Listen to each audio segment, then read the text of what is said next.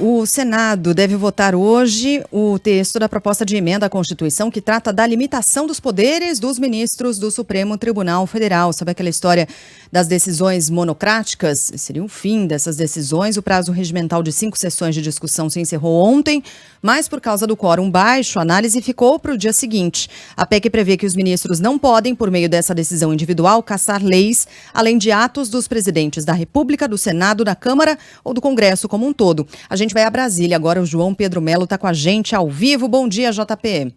Oi, Sheila, bom dia a você, bom dia a todos que estão nos acompanhando. Pois é, o Senado deve votar esse texto dessa PEC, né, que limita aí as decisões de ministros do Supremo Tribunal Federal.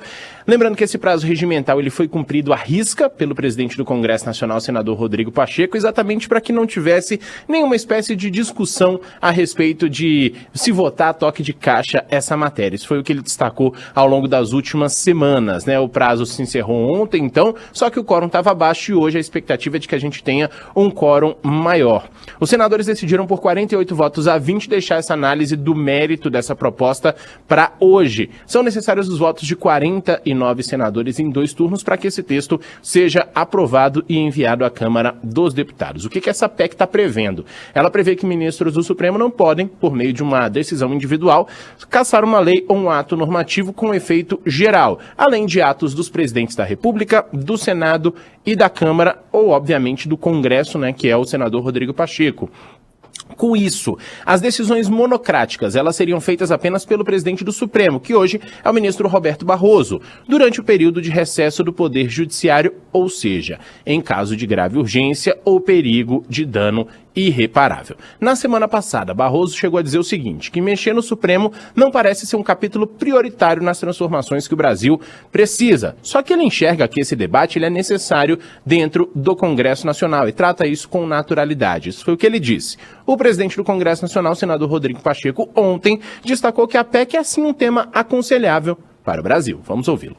A PEC das decisões monocráticas é algo tecnicamente muito aconselhável, porque significa dizer que uma lei votada nas 2 casas do Legislativo e sancionada pelo presidente da República só pode ser declarada inconstitucional a partir do Supremo Tribunal Federal por sua força colegiada e não por uma decisão isolada de um ministro. Portanto, eu considero algo adequado do seu ponto de vista jurídico, do seu ponto de vista político e para a preservação institucional da boa relação entre os poderes. Bom, a gente fala aqui em Brasília, né, que o Pacheco normalmente está em cima do muro e tal, que ele sempre é o cara que está ali apaziguando a situação, e essa situação não foi diferente. E ontem, inclusive nessa fala que ele fez, ele destacou que essa PEC não é uma afronta ao Poder Judiciário. Não é uma resposta, na verdade não há nenhum tipo de afronta, nem tampouco nenhum tipo de retaliação, absolutamente. Eu sempre fui um profundo defensor da institucionalidade, da boa relação entre os poderes, um defensor do Poder Judiciário e da sua importância para a democracia. O que nós estamos buscando fazer no Congresso Nacional é o aprimoramento da legislação e o aprimoramento da Constituição Federal justamente para poder garantir que os poderes funcionem bem. Isso não é afronta a instituição alguma, nem uma afronta à nossa própria seara que é a política. Isso são aprimoramentos que eu reputo úteis à sociedade brasileira a partir do momento que há um equilíbrio entre os poderes.